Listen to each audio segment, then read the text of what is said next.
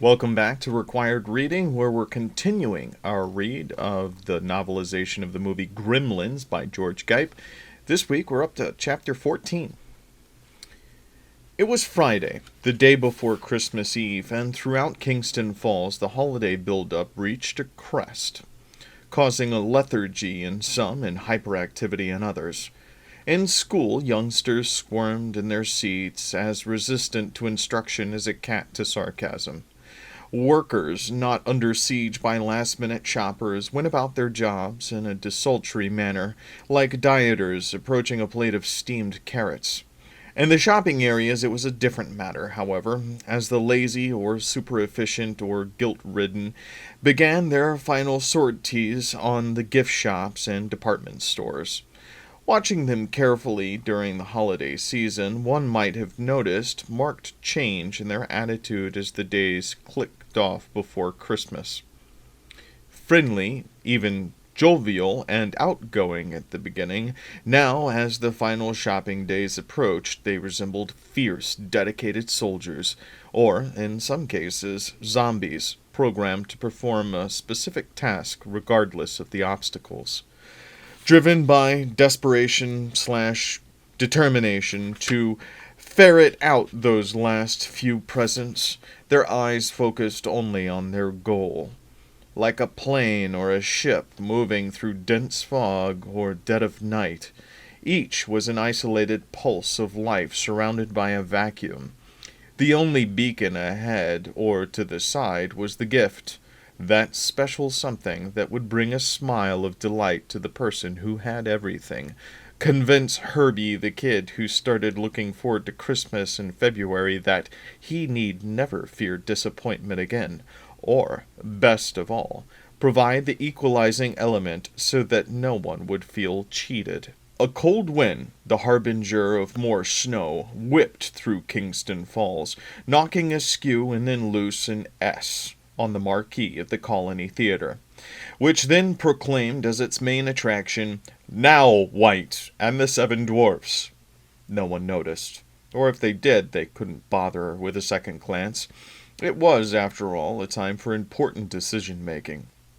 In the town square, Pete Fontaine Sr., seller of Christmas trees, trembled in the cold as he realized that once again he was nearing the point of no return. How much longer could he keep the tree prices sky high? It depended, of course, on how many desperate people there still were, people who had waited this long and were afraid to wait longer. From this point on in the day, both sides knew it was a battle of wills to see who would weaken first. As often as he had played the game, Pete Sr. never could predict how it would turn out. 3 years ago, he had kept prices high to the end, and been rewarded with a rash of late albeit angry buyers. 2 years ago, he had kept the prices high, and been stuck with hundreds of trees. Last year, he had lowered the prices early, and still gotten stuck. Pumping his arms to warm himself, he watched Father Bartlett stop at the corner mailbox and carefully drop in several stacks of greeting cards. Did he actually expect them to be delivered in time for Christmas? Of course not. Pete Sr. chuckled. He knew that the cards, one and all, were addressed to those left off Father Bartlett's mailing list who had surprised him with cards. Pete Sr. wished he could be as busy as the bank across the way. A constant flow of people went in and out of the building, for if Christmas was the very life of the holiday season, the bank was the heart. Nearby in their warm patrol car, Sheriff Riley and Deputy Brent, guardians of the town square, sat and watched to make sure no one's holiday was marred by a bank heist, a fist fight over a present, or a fender battle over a parking space. Inside the mercantile chamber, which pumped signatures on paper one way and cash the other, Billy and 3 other tellers worked as fast as they could. Nevertheless, the population of Kingston Falls had never seemed so large or single-minded. From the first minute after opening, a steady stream of customers, which snaked in a line marked by velvet cords, had been backed up nearly to the doorway.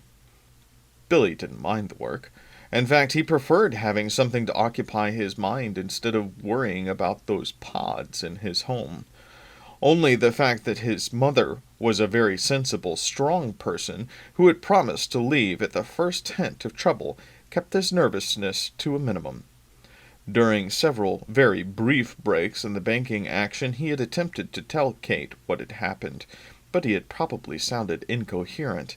Having Gerald Hopkins standing nearby watching for the first error he made didn't help his composure. Nor did the appearance of Mrs. Deagle. Watching her pause a moment after entering the bank, Billy knew she was going to head straight for his window. And for a few seconds it appeared that was her destination. Then, veering away from him, she caused him to exhale with relief as she pushed her way past the next customer heading for Kate's window. "Help you, Mrs. Deagle?" he heard Kate ask, ostensibly friendly but cold underneath. "Yes, dearie," Mrs. Deagle crooned. "I understand you've been circulating a petition trying to prevent me from closing that saloon you work in." "If this is a personal matter, it might be better to discuss it after business hours," Kate replied. "This is a personal business matter," Mrs. Deagle shot back. "I always mix business with pleasure, and now it gives me a great deal of pleasure to tell you that your petition is useless. As soon as the holidays are over, I'm selling 104 properties to Hitox Chemical Corporation." "Just as I suspected," Kate smiled. "Just as you suspected, but are powerless to prevent.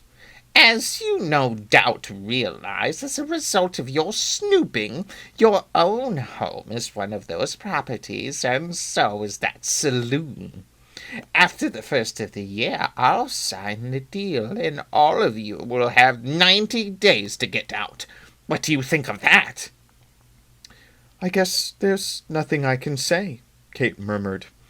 "It's just the kind of Christmas present I can see you giving." "Oh, thank you not to be impertinent, young lady."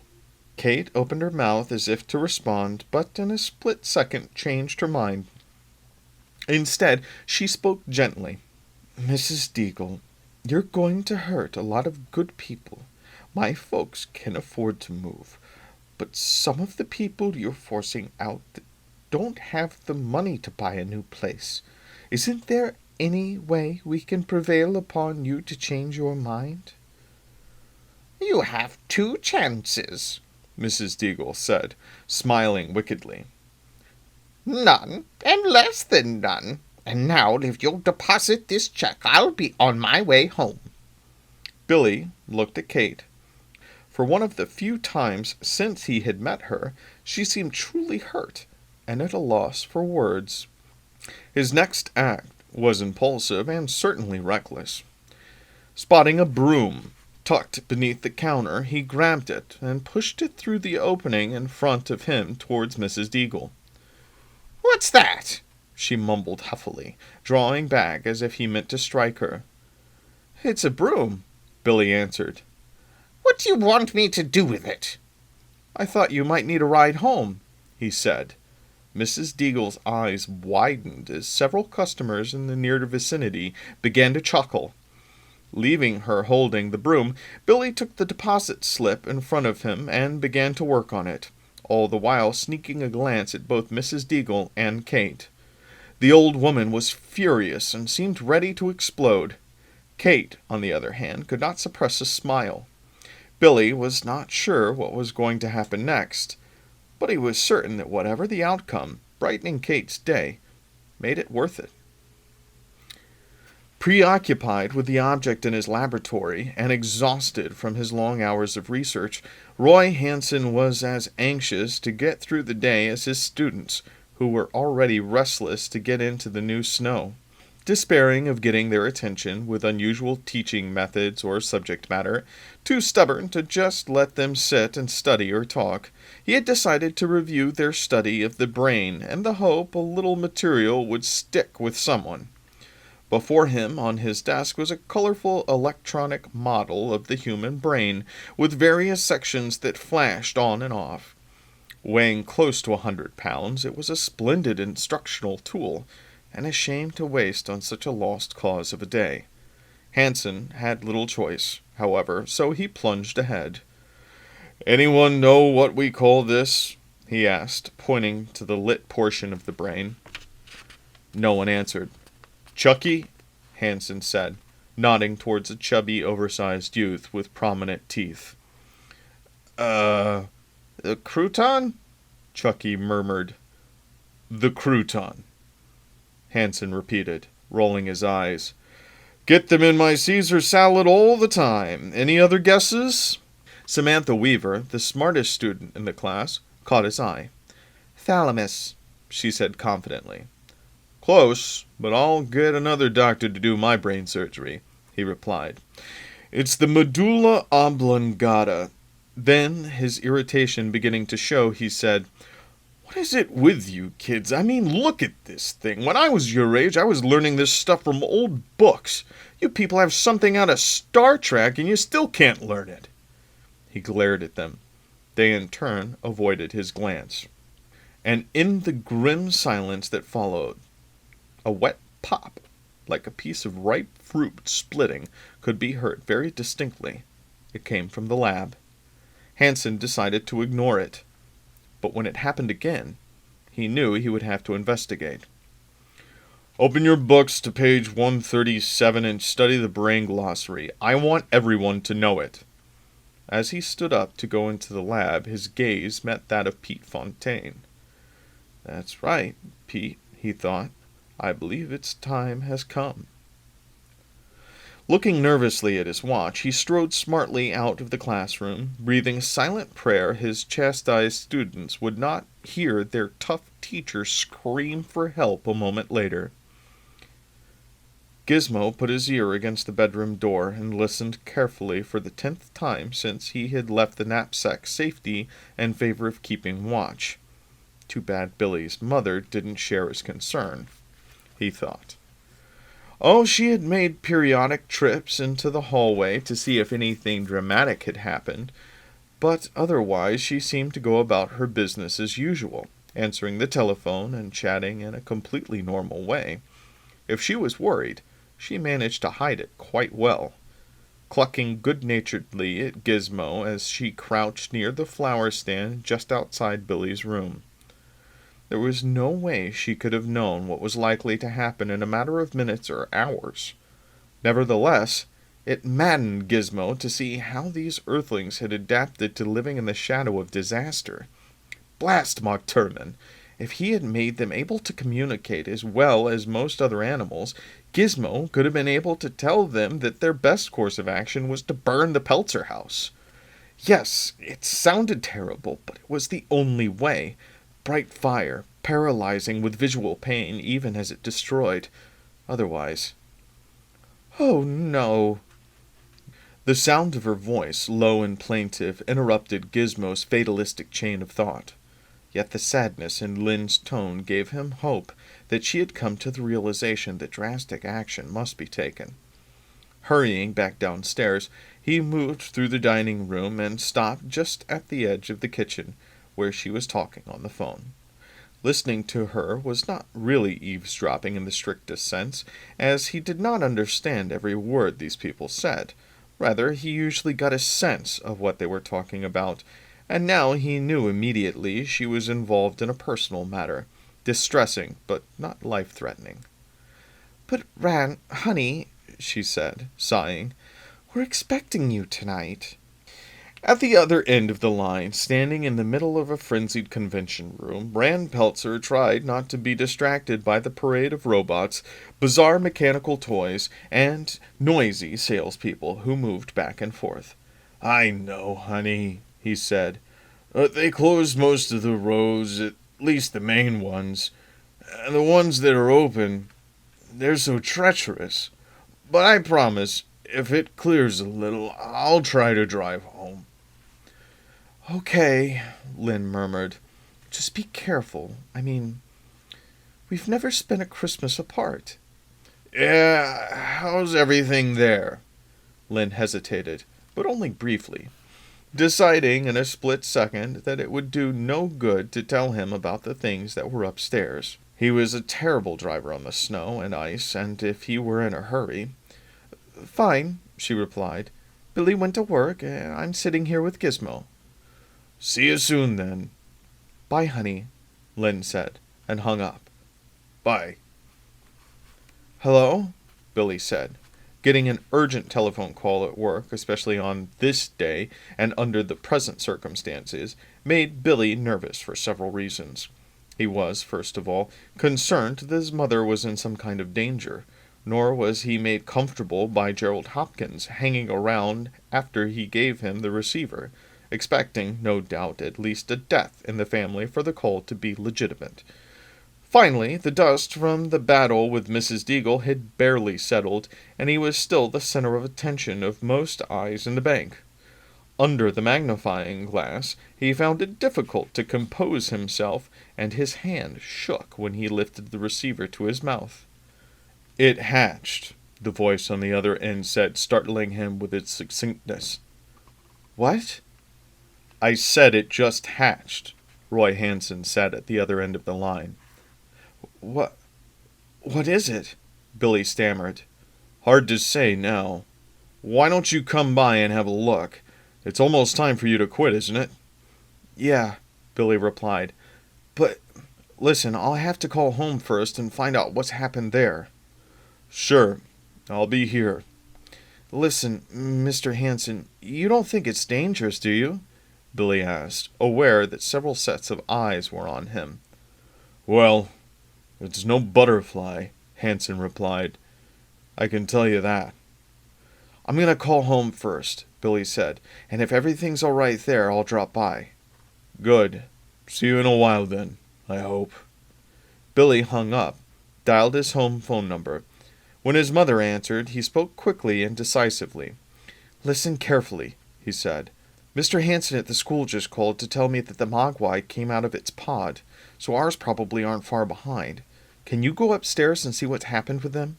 "How can I?" Lynn demanded. "You made me lock the door from the inside." Billy had forgotten that.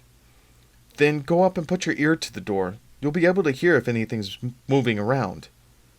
"All right. Shall I call you back?" "I'll wait," Billy said. Hopkins and Mr. Corbin were staring at him, not to mention Mrs. Deagle, but he was too agitated about the latest Mogwai development to care. A minute later his mother picked up the receiver. "All quiet," she said. "Good. I'll be home soon. I'm leaving now. But I thought I'd make a pass by school first. Maybe Mr. Hansen will know more by then, and maybe we'll be able to get some advice on how to deal with the new critters." "Okay. I'll be careful. When's Dad coming home?" "Not until later. He's been held up by the snow." "Oh. Well, bye." Billy hung up and then went to close his window and reached for his jacket. "Sorry, Mr. Corbin," he said to his boss, who watched him with quizzical expressions. "There's a small emergency at home, and I've got to take care of it." "Wait just a moment," Mrs. Deagle said, emerging from the background to assert herself. "This man was impertinent, and I demand you fire him." "Mr. Corbin can fire me later," Billy said. "And he will," the voice of Gerald Hopkins called after him as he raced for the front door. Stripe thought at first, as his consciousness started to return, that while sleeping he had slipped his head beneath one of the heavy rugs in Billy's room. But he soon realized that it wasn't just his head that was immobilized in some foreign environment. His entire being seemed to be in a state of suspended animation. Try as he might, he could see nothing but a filamentous curtain, as if he were packed past his eyes in heavy soup or grease. nor could he hear much beyond a murky burble every time he moved what, with his blunted senses, he judged was his head. His first emotion was curiosity. The second, panic, followed quickly. It came with the sudden surety that he and his cohorts had been drugged and packed in crates or some other strong containers and were now awaiting destruction. We waited too long, he thought angrily. We knew how to multiply, but didn't. Their leader, was tricked by that mealy-mouthed, smooth-talking minority mogwai into delaying reproduction until the secret of the greater size and strength was revealed. Now too late, Stripe saw the fiendish logic of his adversary's strategy. With only 4 majority mogwai, they were not only manageable, but could be trapped at some opportune moment and eliminated. But how could Gizmo and his human allies have drugged and imprisoned dozens, scores, perhaps hundreds of them? It would have been impossible. And waiting for greater power, as opposed to numbers, Stripe had failed. Nearly deaf and blind, immobile, physically and mentally helpless, his main emotion was self-loathing at what his stupidity had cost them. As the shock waves generated by his thoughts coursed through him, Stripe thought for a moment that his physical presence shifted. Was there not a soft white, out-of-focus area ahead of him, where only gray had been before? Struggling to move towards it, but being unable to do so, he experienced new pulsations of frustration and anger. If only he could be free a minute! Just a single minute of time so that he could place one claw on the lower jaw of the creature called Gizmo, another on his upper, pause to enjoy the look of anguish and panic, and then pull, tear, and twist downward. The mental image brought Stripe pleasure, but it was nothing compared to the joy he experienced a moment later. That was generated by the flash of knowledge that he could kill Gizmo. Countless times before, he had tried to envision doing violence to him, but something inside his brain had invariably denied him even the pleasure of imaginary retribution. It was as if that thought was automatically short-circuited out of existence before it could be implemented. Now he remembered. Mogturman, that bungling do-gooder, had programmed his precious Mogwai creations so that they could not kill one another, or for that matter, even think seriously of it. Why, then, could Stripe not only picture himself killing Gizmo, but know, deep down, that what he saw would not just be a mental image, but a certainty if they met again? There was only one answer. He was no longer a Mogwai. If he could have leaped for joy, Stripe would have done so at that moment of recognition. Now his thoughts and intuitions were crystallizing even as new developments were taking place in the physical realm. The white area he could see ahead was definitely closer and brighter. Stripe became more conscious of having a body, as opposed to being a helpless blob suspended in liquid styrofoam. If he concentrated very hard, it seemed a possibility for him to actually propel himself towards the mouth of the cave, towards the light. Though its intensity tortured him, he knew this was the painful portal through which he must pass. He was moving more perceptibly now, definitely moving, through which he must pass. A rushing sound grew so rapidly it was deafening, competing with the growing light to control his agony. Must pass to be reborn. Suddenly, through a thick haze at first, and then with startling clarity, Stripe saw the room again. The bed, drawing table, drawn window shades, all the familiar things, and some unfamiliar ones, notably 3 huge pods surrounding him. Staring at them curiously, it took Stripe nearly a minute to realize that he himself was projecting from the top of a fourth huge wad. With the realization came a new rush of panic. Could the four objects be carnivorous plants of some sort? Plants that even now were in the process of devouring him? Could it be that his rebirth was nothing more than a momentary escape from the jaws of this hungry plant? Struggling fiercely, he pulled his arms upward, twisting his shoulders like a cork being screwed out of a wine bottle, pounding rhythmically with his fists sideways and down, up and sideways until... splat! Stripe's right arm shot out like a rocket through the pulpy mass, rose high into his field of vision in a dripping, wet salute of triumph. But what an arm! Surely it wasn't his, and yet it was. It moved, rotated, pointed, according to his dictates of his mind. Looking at it, like a person slowly returning to complete consciousness after a long sleep, Stripe knew. The final piece of the puzzle was in place. The power and strength had come. He took a moment to survey the imposing appendage raised above him. No longer ending in a soft, furry paw, the arm was nearly 2 feet long, rippling with muscles beneath a scaly skin ringed with white, green, and brown stripes. His arm seemed more an instrument of destruction than a commonplace tool for lifting and manipulating objects.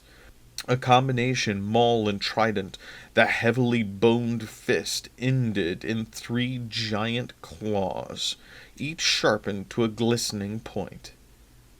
I am no longer Mogwai, Stripe thought. I am Gremlin. He had no idea how he knew the word, just as he had no knowledge how or why the physical metamorphosis had occurred. Those details were not important at the moment. What mattered now was the feeling of power about to be fulfilled.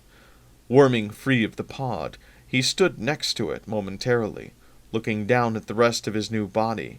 Bouncing lightly on the tips of his enormous clawed feet, he savored the realization that finally, freed from the puny Mogwai body, he would be able to satisfy the urges that had tormented him so long. Best of all, he had not only been reborn, but in the process had redeemed himself and his strategy. Shaking with anticipation, he looked intensely at the other pods. "Hurry! Hurry! Hurry!" he hissed gleefully at them.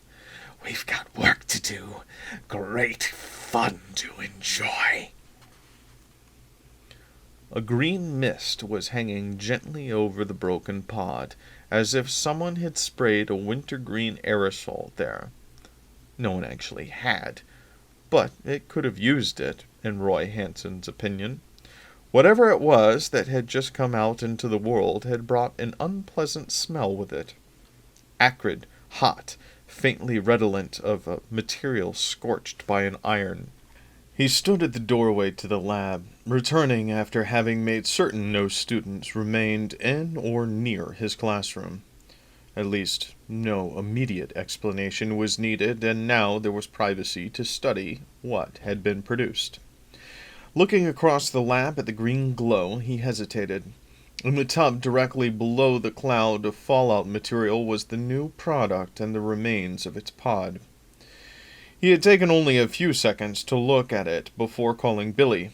That was all he'd needed to realize this was indeed no butterfly, but a potentially dangerous animal. The flash of teeth, fangs, was a better description. He had told him that. He could still see them in his mind's eye. 2 rows of widely spread, finely sharpened teeth framing the entrance to a huge, wide, blood-red mouth, the same color as the malevolent eyes that had flashed at him during his brief look at the beast. It was getting ready to make its first foray into the world.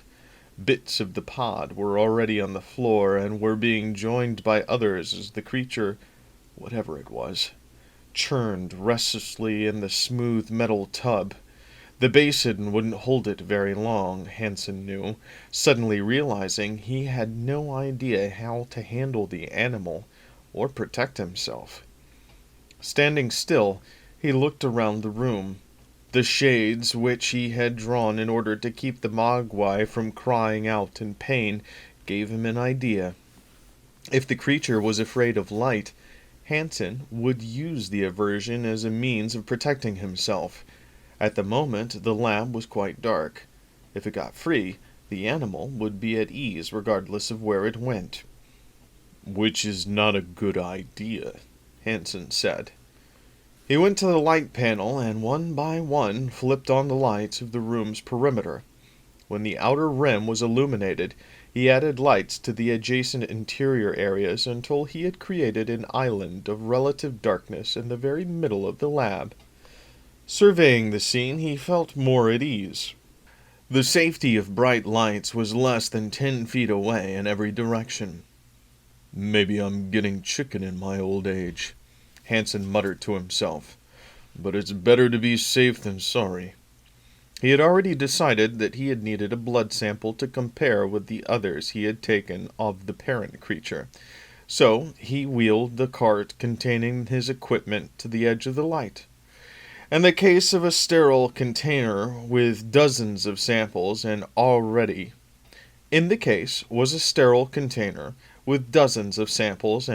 sterilized hypodermic needles. After checking to make sure he had a pair of heavy gloves, Hansen paused again. "This baby won't be so easy to handle," he said.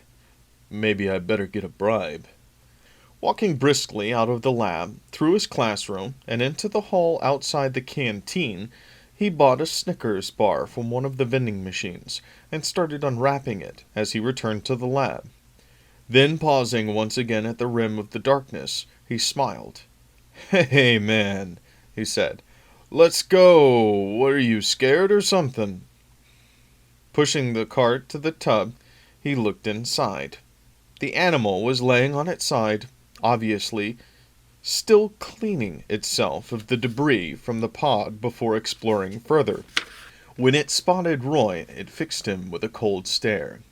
"Hello, boy," Hansen smiled. "How was your trip to Pupil Land?" The animal regarded him with neither friendliness nor open hostility. "I figured you might be hungry after all you've been through," Hansen continued. "So I got you a candy bar." He held out the bar, but the animal didn't reach for it. As he waited for it to make up its mind, Hansen studied the creature closely. He estimated that it was about 2.5 feet tall, a biped with incredibly long arms. The brown soft fur of the mogwai had been replaced by dark rippled armor plating that looked rock hard. Its paws and feet were now 3-toed claws, and along its back ran a ridge of armor, not unlike that of a prehistoric reptile. The only feature that remained in any way similar to the old mogwai was its nose, which remained pug and cute in the midst of a face that was notable for its malevolence. "Come on, boy," Hansen urged, moving the candy bar closer to its mouth. "There's nothing to be afraid of." Well into the darkened area, Hansen continued his line of patter, perhaps as much for his own benefit as the animal's. "See the candy bar?" he crooned. "Doesn't it look good? Come on, you better eat something, fella." Putting his hand on the edge of the tub, Roy noticed a bit of movement in the base of the animal's nose. It had obviously gotten its first good sniff of the candy bar, and was interested. Moving the bar forward, Roy released it barely a split second before a giant paw reached out to grab the delicacy. "Good!"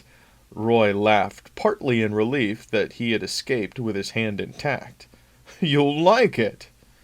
Slurping noisily, the gremlin began devouring the bar in a bite and a half. Hansen wished he had brought several more to keep it busy while he tried to get a blood sample. "I think you trust me now, so we'll trade. Candy for blood, okay?" Reaching gingerly into the cart, he slowly brought out a hypodermic needle and took a couple more steps closer to the animal. It continued to munch happily, and soon Roy was in position to reach out and get his sample. Lifting the needle from where he had hidden it alongside his leg, he made a quick movement forward. Fast as Roy was, the gremlin was quicker. At first sight of the syringe, its eyes narrowed and the pupils glowed a fierce purple. My God, Hansen thought. It remembers. He did not have time to think further. With a loud snarl, the gremlin hurled itself out of the tub in Roy's direction. One set of claws dug into the man's shoulder, while the other reached clear around his torso to enter his chest like giant staples. As he fell screaming to the floor, Roy Hansen saw that he was a good 5 feet from the lighted area. Gizmo's temperature rose every minute Lynn was on the telephone. Didn't she realize he needed to communicate with her, to tell her that the creatures upstairs must be destroyed? It was a terrible thing to consider, their destruction, but once a Mogwai entered the pod stage, Gizmo's loyalty to it, and its to him, ended abruptly. He had seen it happen before, as had 3 other minority Mogwai on this planet, and the results were nearly always disastrous. The most recent episode, not caused by a spawn of Gizmo, had occurred late in 1983, when a single Mogwai somehow got aboard an American space shuttlecraft, Columbia. Because of strict government secrecy, details were never published concerning exactly how the Mogwai was allowed to reproduce, feed after midnight, and turn into a gremlin. In any event, the gremlin eluded capture by the 6-man crew long enough to shut down the computer handling the craft's guidance and navigation systems. When the scientists switched to the number 2 computer, the gremlin found a way to cause an overload. It then got into the system that senses the ship's acceleration, position, and angle of attack. Over the Indian Ocean, Columbia actually started falling out of orbit, and was out of contact with mission control for 45 minutes. During that hectic time, the pilots and scientists managed to pursue the gremlin into a storage compartment and kill it. Returning to Earth 8 hours late as a result of the gremlin's meddling, the crewmen were debriefed by government officials, who warned them not to describe what had actually happened on the mission. Before that, a montage of gremlin-created or influenced events, some major and some trivial, rushed through Gizmo's mind. There was the Memphis runaway escalators of 1972, the 1969 Super Bowl, the East Coast power failure of November 1965, a lesser-known power failure a month later in Texas, New Mexico, and Juarez, Mexico, the closing in 1963 of the New York Mirror, a newspaper that simply could not get the gremlins out of its machinery, the 1962 collision of a runaway train, jet plane, and seagoing tanker at Danzig, Poland, the largest sea-air-land disaster in history, the Bay of Pigs paramilitary fiasco of 1961, the hilarious but potentially dangerous 3-day episode of the Onawa, Iowa buttonhole factory in 1957, the myriad antics of World War II, all the way back to the complete disappearance of Vanks until 1936, the largest city in Siberia. Now it was Kingston Falls' turn. Or so it seemed. But it did not have to be. Yet. If Gizmo could somehow convince the Peltzers that locked doors and careful listening were not enough to... He heard a click.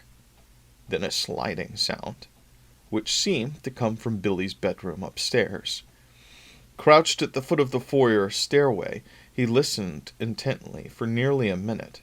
But except for Lynn's chattering on the telephone, the house was quiet. He had just about convinced himself his imagination was playing tricks when a popping sound came from upstairs. Scurrying into the kitchen, Gizmo was forced to pull up short, spinning like a top on one paw when he reached the counter. He looked around nervously.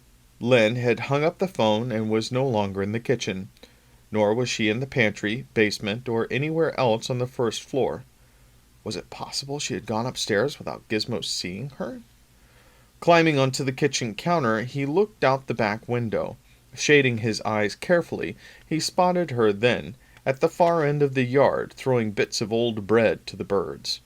She was in the habit of doing this, especially when the ground was covered with snow. But didn't she realize leaving the house today was simply not a good idea? There's not much I can do but wait, Gizmo thought, watching the ballet of stark black pecking forms against the white backdrop. A moment later, another sound came from upstairs, much louder than the first ones. "Hurry! Hurry!" Gizmo called to Lynn in Mogwai words. "We need you back here." Performing her task with infuriating slowness, Lynn showed no sign of coming back soon. Gizmo gnashed his teeth, pounded on the window with his tiny paws. The light from outside caused him intense pain, even though it was late afternoon on a cloudy day. But he forced himself to continue rapping. Whoomp! More sounds from upstairs. With a final angry glance at Lynn, Gizmo hopped down from the counter. Something had to be done. What, he knew not, but at the very least he had to know if the gremlins had come out of the bedroom, or were they still in the post-metamorphosis stage. Moving quickly to the base of the stairs, he looked up into the hallway outside Billy's bedroom. Was the door open a crack? Or was that just the way a shadow fell? He waited, one ear cocked in the direction of upstairs, the other towards the kitchen. He waited, one ear cocked in the direction of upstairs, the other towards the kitchen, so that he would not miss Lynn's return. The long silence continued. As he waited, Gizmo considered methods of thwarting or at least delaying the gremlins once they began their offensive of mischievous destruction, as experience told him they soon would. The key, in his estimate of the situation, was the bedroom door. Until it became very dark outside, the gremlins would not attempt to escape via the windows. That left only the door, which, although locked, was by itself a slim reed against the storm. But if another obstacle could be placed outside the door, an obstacle such as fire, of course. But how could he make it happen? Gizmo's brow furrowed as he thought furiously, trying to conjure up memories of how... And then he had it. Wasn't there a container of something in the father's workshop? Thinking no further, he headed for the basement, several times spinning at the corners as his whirling paws slid on the kitchen tile floor. Momentarily, as he sat recovering from a nasty slide in the kitchen, he considered taking another look outside for Lynn, but he soon decided that could wait. The important thing at this moment was to locate the container and, as he recalled, something with which to ignite the liquid. If Lynn came in by the time he had found what was needed, Gizmo would make her see what he had in mind. If she remained outside, he would tackle the dangerous but necessary job alone. Determined now, and buttressed by a certain fatalism, he negotiated the basement stairs 2 at a time until he was 5 from the bottom, at which point he fell head first the rest of the way down. Shaking himself, he got up, raced into the workroom, climbed onto Rand's bench, and studied the array of cans, jars, and bottles stacked on the shelf above it. Straining to remember the configuration of foreign letters and colors on the can, he finally found it, and without too much difficulty got it down. It read, "Lighter fluid." The words meant nothing to him, except the important fact that instant fire was produced when a match touched the liquid.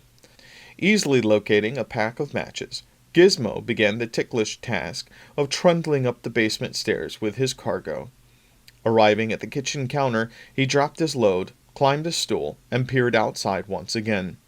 He did not see Lynn at first, which caused hope to rise in him that she was already at or near the door. A moment later, however, he spotted her, farther away than ever, talking with a neighbor. Shaking his head angrily, Gizmo hopped off the stool, grabbed his weapons, and began the ascent to the upstairs hallway. 2 steps from the top of the stairs he paused, listened, and once again studied the door from his much more advantageous perspective. It did seem to be open a crack. Was it always that way in a locked position, or... Dismissing the thought from his mind, lest it deter him from continuing his mission, Gizmo crawled onto the landing with his gear. Fortunately, the heavily carpeted stairs and hallway deadened any sounds he might have made under less favorable circumstances.